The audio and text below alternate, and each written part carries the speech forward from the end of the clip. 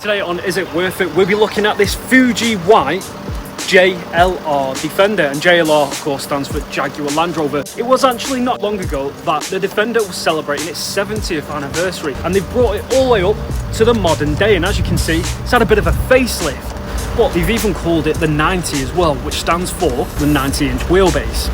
But we're going to find out whether it's worth your hard-earned cash.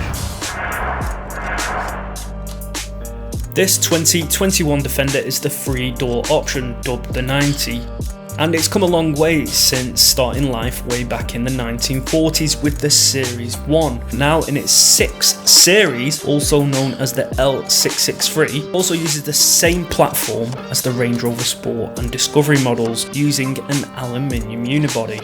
This is the 3-litre diesel automatic option and gives 198 brake horsepower. This will get you to 0 to 60 in 9.8 seconds and a top speed of 117 miles per hour.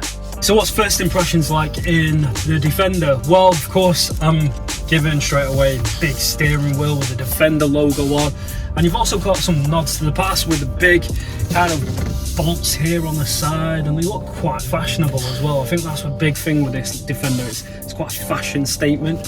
So even though this is made for, well, off-roading, I don't think many people will be using it for that. I mean, for example, you've got so much room here in the front, which I think on one of the editions are actually going to make this a seat as well, so there'll be 3 in this front. But yeah, I'm quite impressed. It's really spacious inside. With the entertainment system, they've really developed it well with the software. It's the new Privy design, and JLR have done a great job with that. In terms of practicality, it certainly feels more rugged compared to a Range Rover, but still keeps the luxury. Bear in mind, as it's the 3-door model, for practicality, getting in and out of the Defender isn't going to be easy as the 5-door variant. The 3-door does have handles to help you climb in the back, but can be quite tiresome if you'll be needing to get passengers in and out all the time. The good news is space in the back for 2 adults is brilliant, and the seats are incredibly comfortable. You get 2 USB Type-C ports in the back and rear aircon, as well as cool panoramic glass on the rear roof.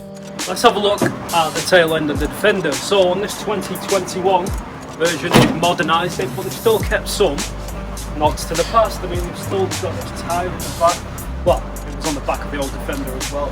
But also the design at the back is just nice and straightforward, down the back, a clean design, which is again like your old Defender. The only thing, the issue I've got here is if you're in a car park and you're opening your boot, see this maybe being a bit of a problem, but you're just going to have to keep that in mind when parking. But boot space, it's not huge, but again, if you take the seats down as well. So the seats are very comfortable, nice and cushioned. You just feel very high up, feel safe. It's really good, and you've got that nice little 90 on there as well, just to remind you of your wheelbase. So the old Defender to drive, well, it was horrific, but you can't really say that because it is such an icon, the Defender. But this new Defender seems very smooth up to now. This 3-litre diesel automatic, you've got to be so careful of that space in front of you. It is a big car. Even though it's a 3-door, it is big. It's a bit like a TARDIS really. You're outside it does look fairly small to some degree, and then when you're inside, it's huge. I mean, you really have to take into consideration that bit of bonnet space in the front. But it's actually quite enjoyable to drive. So you can feel that 500 Newton meters of torque. I mean, this isn't going to be the most fuel efficient, is it? Or the most economical or eco-friendly. It's a Defender.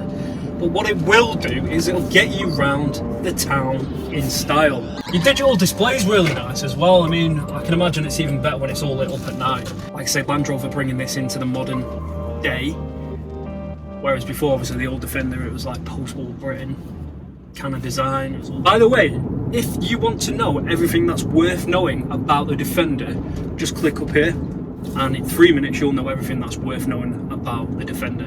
I'm liking it. It's easy to drive, you feel confident in it. I mean, you've got a lot of road presence, let's be honest. It's a new Defender, you're going to turn some heads. The grip's okay as well. There's a little bit of body roll, as you'd probably expect because of the size of the car, but... So I think if you're after a cruise around 4x4 with a bit of style, and yeah, it can do the off-roading. I think this is something to look for. Let's wrap up this video on the 2021 Defender. I mean, JLR have done a great job of bringing the Defender up to the 21st century. I mean, look at it.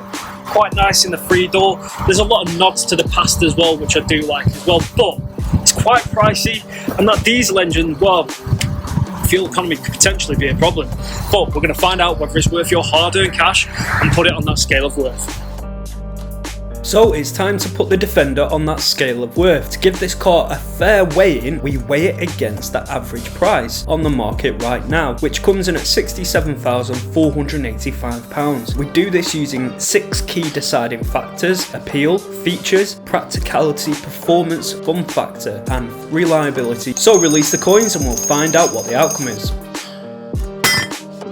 And as you can see, the Defender weighs the scale down. This means that we believe the 2021 Defender is worth it. Now let's take a look at why the Defender deserves the "is it worth it" seal of approval. So let's start off with appeal. It's a British icon and it's not meant to be a fashion statement, but with its serious heritage and utilitarian looks, it's meant to be rugged and up for the job, ready to go to battle when needed. It just happens to do all this whilst looking cool. Features: the new Privy Pro 10-inch touchscreen is a delight to use, and extras within the Defender lineup are huge but also come at a cost. You can really customise this 4x4 like no other. Practicality: many may opt for the 5-door for ease of use. Boot space in the back is only manageable if you take the rear seats down for the 3-door option. Performance: its impressive torque is the big news with the new Defender. It glides effortlessly over the most challenging of terrain and can pull a train if needed. The different driving modes help conquer hills, and the automatic gearbox works well with the 3-litre diesel. Just make sure you opt for the new 6-cylinder rather than the 4-cylinder option. Also, the 3-door is actually lighter, quicker and more nimble to drive than the 5-door, and also it doesn't come with air suspension. Fun factor: the Defender is meant to be serious, but it's serious fun. It's great knowing you can take this 3-door 4x4 anywhere and you won't be compromised on luxury or comfort. Just don't be expecting fun at the fuel station or service centre. Reliability: this is going to affect the Defender a lot with having to pay such a huge price tag. There are more reliable options out there on the market, and there have been previous models of the Defender that haven't had the best track record in terms of reliability. This isn't to say though the new Defender will have problems, but it suggests there might be. And finally, a big thank you to Car Time for letting us review this new Defender. Links will be left in the description below. Do you agree with how this car weighed in on the scale of worth? Is there a car you'd like to see on the scale in the future? Don't forget to click like and subscribe to be notified as soon as a new video goes live. Check us out on Instagram and Facebook. We look forward to seeing you next time on Is It Worth It?